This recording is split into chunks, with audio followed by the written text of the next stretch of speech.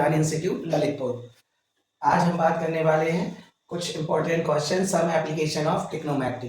Some application of trigonometry से एक long question जरूर आता है हर साल, इस बार भी आने की संभावना है। तो आपको इसमें हमने 3 क्वेश्चन लिखे हुए हैं, ये 3 तो इम्पोर्टेंट है और कुछ हम आपको एनसीईआरटी के क्वेश्चन नंबर बता देंगे, तो वो आप तैयार कर लें।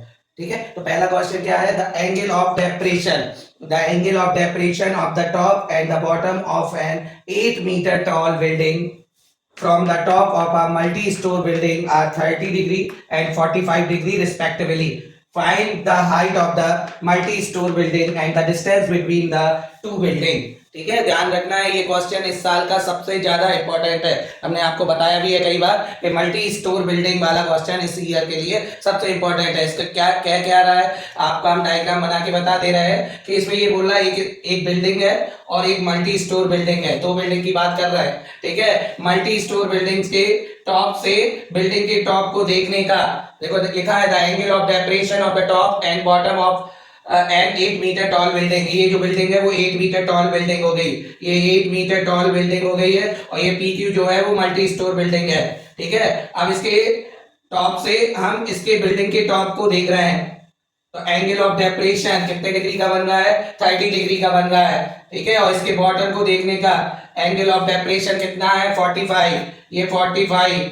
तो अब आपको कंस्ट्रक्शन कर देना है, इसको ज्वाइन कर देना है M और इसको ज्वाइन कर देना है। अगर ये 30 है तो ये 30 हो जाएगा, ये 45 है तो ये 45 हो जाएगा।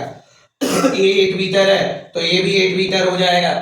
ये डिस्टेंस मैंने x मीटर तो ये भी x हो जाएगा। ठीक है, ये हमने कितना सपोज कर लिया? ये h मीटर सपोज कर लिया। ठीक है, पूरा h सपोज कर लो मल्टी स्टोर बिल्डिंग की, या हाइट हमने क्या सपोज कर ली? h metre.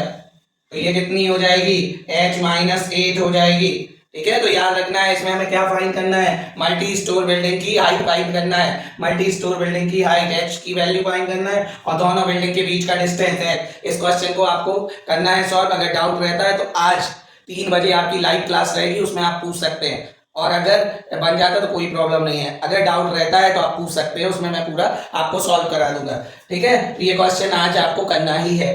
Next, from a point P on the ground, the angle of elevation of the top of a 10 meter tall building is 30 degree. A flag is hoisted at the top of the building at the angle of elevation of the top of the flag step from P is 45 degree.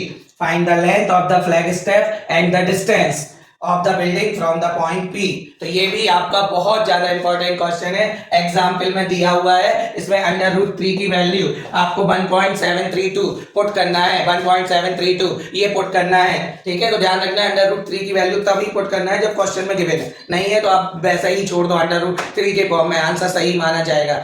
Next, the shadow of a tower standing on a level ground is found to be 40 meter longer when the sun altitude is 30 degree than when it is 60 degree. Find the height of the tower. ये भी बहुत important question है, tower की height find करना है। इसके अलावा आपने एनसीईआरटी बुक में पढ़ा होगा, एनसीईआरटी बुक में 9.1 बुक एक्सरसाइज है, इसका सबसे इंपॉर्टेंट क्वेश्चन है इस ईयर के लिए। Question number 6, a 1.5 meter tall boy is standing at some distance from 30 meter tall building. ये वाला क्वेश्चन आप टिक कर लें, ये वाला क्वेश्चन भी आपको करना है। अगर डाउट रहता है तो आज की लाइव क्लास में आप पूछ सकते हैं। Question number 6 very IMP।